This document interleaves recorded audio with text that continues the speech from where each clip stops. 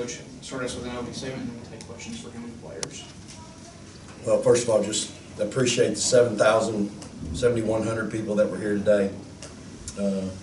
Just the atmosphere that they provide is just so special, and just want them to know how much we appreciate them being here.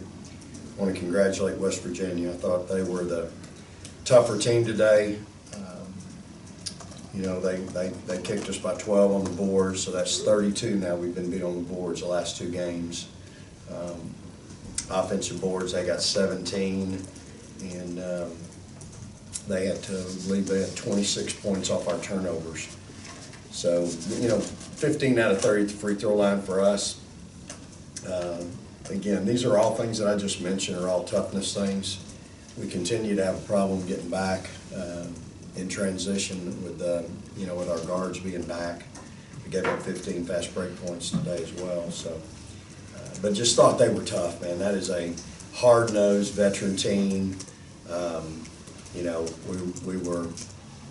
we just kind of got taken to the woodshed, really. And you know, it's a great lesson to learn. You know, when you're a coach, you've been doing it this long, I mean, you can see these things coming.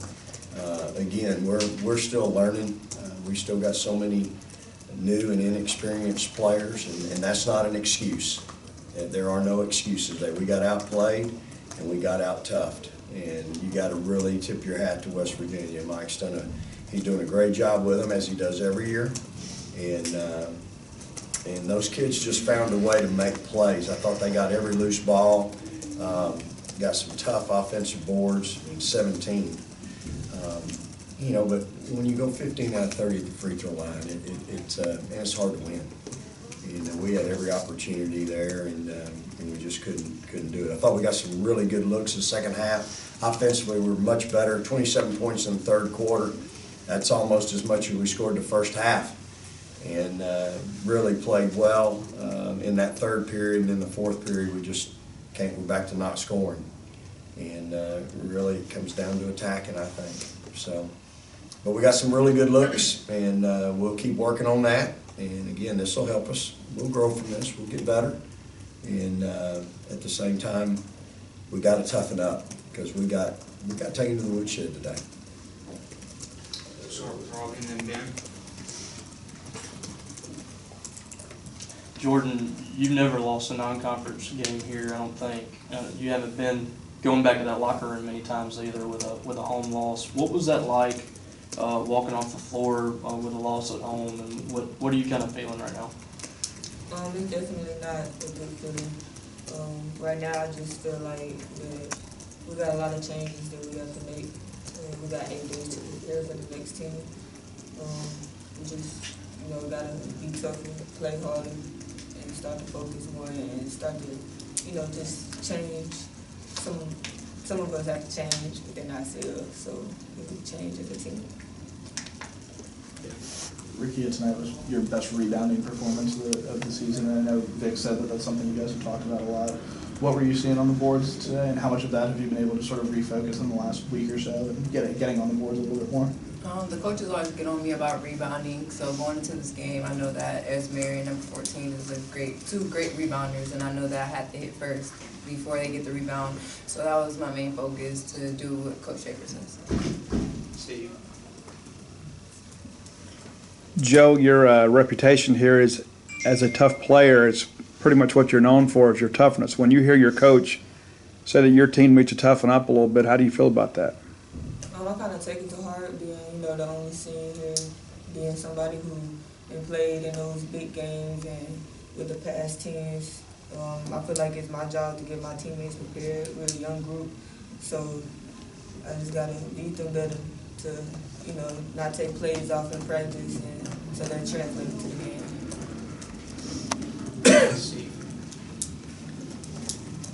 Rickea, when Joe has played for the national championship, when she speaks in that locker room, what kind of credibility does she have with the rest of the team? I think she has all the credibility. Joe is such an experienced player, and we all look up to her. She's, in my opinion, I look up to her. She's like the captain, and everything she says goes. I feel like she just knows what to do, and she's a great communicator and always helps us through. So she's really the leader. Danny.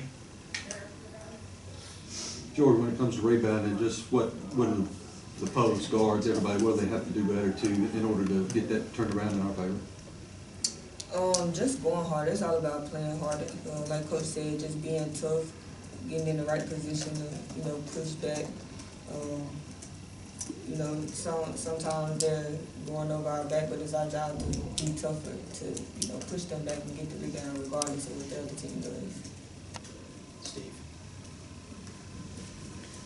Vic, not a lot of shots from beyond the arc in the second half there. I mean, was it something they were doing defensively, or was it just kind of part of your offensive game plan? Yeah, no, I mean, I thought that third quarter we were getting to the rim, we were getting fouled, which is what we wanted to do. We were so passive in the first half, gee, it was terrible. How offensively, we looked, really anemic, and it had to do with how unaggressive we were. I thought Maya did a really good job in the third quarter of creating and setting some things up for everybody, and she got to the free throw line, and so, we kind of spread them out a little bit, but,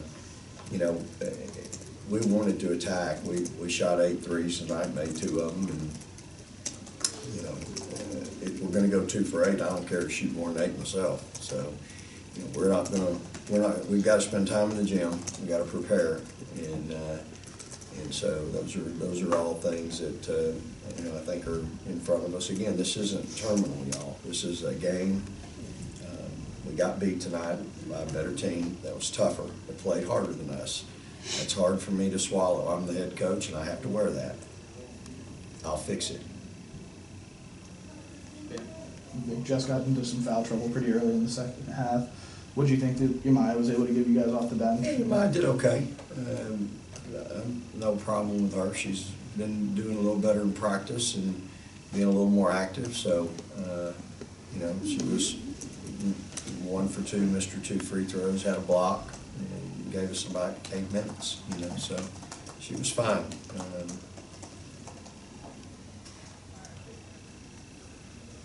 Tyler. Whatever was said at halftime obviously worked. You guys come out in the third and look like a different team, especially offensively. But then when that doesn't carry over into the fourth quarter, how frustrating was it to kind of see you guys revert back to some of the things you were doing in the first half? Well, I thought now I could be wrong. I'll go back and look at it. I thought we got some pretty good looks. We missed some layups, breakaway layups, half-court layups. We did have some turnovers, but I thought we got some pretty good stuff and executed. We just didn't make shots. Now, some of those shots are tough shots. They're being contested heavily, and so we've got to find a better shot than that tough contested one. But I still thought we got good shots. Now we had a little stretch. I think we had 2 or 3 trips where we settled for jump shots. But other than that, I thought we stayed in attack mode. Look, we went 15 for 30 from the free throw line. What did we do in the first half? We were 2 for 5. So we went 13 for 25. I mean, that's where you lose the game. I mean, you play that team's a top 25 team. They got a pro on that team, big time player. We did a pretty good job on her tonight, y'all. She went 5 for 15. I mean, I'm going to take that every time I play against her. But what you don't do is you don't let number 3 come off the bench and get 17. That's the kid that she was in our scout and we knew about her, but and then I thought the Niblack kid, man, you talk about an honorary cuss now. She's just physical and tough, and she's everything I love about a player. I mean, she's down there working and just had 3 blocks, goes 6 for 12. She's not 6'6", 6'5". She's probably, 6'2", 6'3", maybe. So, I thought we executed. I thought we got some good stuff. I mean, there's a couple times I just got to turn around and go, well, I mean, we got to make that shot.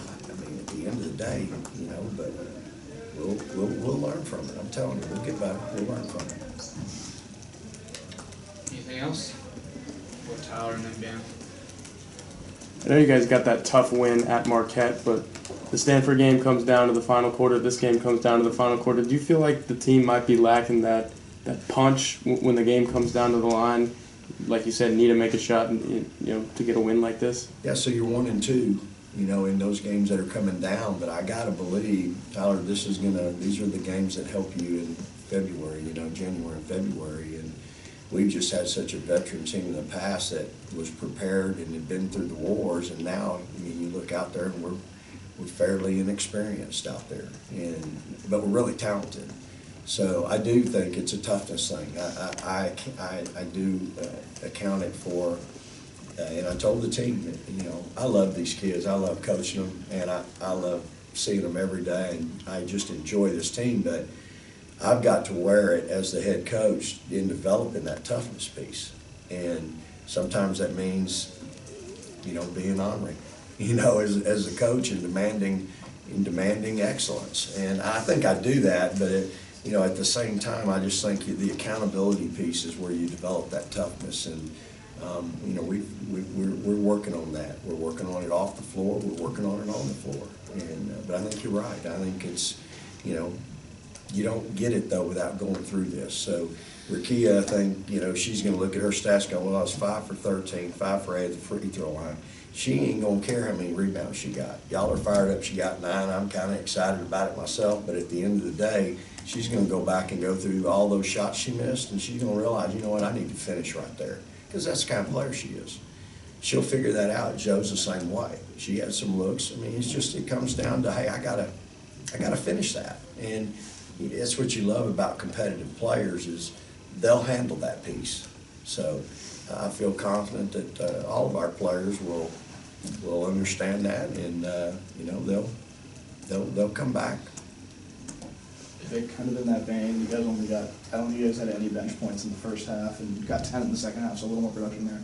How much more do you need from those folks? And I know Aaliyah only played a few minutes tonight. Was that kind of by design and just how it went? Not really. Maya was playing well. Jemiah came off, didn't play as well as she's been playing, and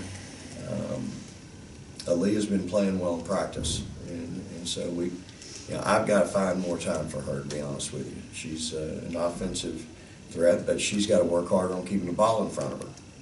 And so that's the trade-off. And so I've got to coach her better and make her into a better defender. At the same time,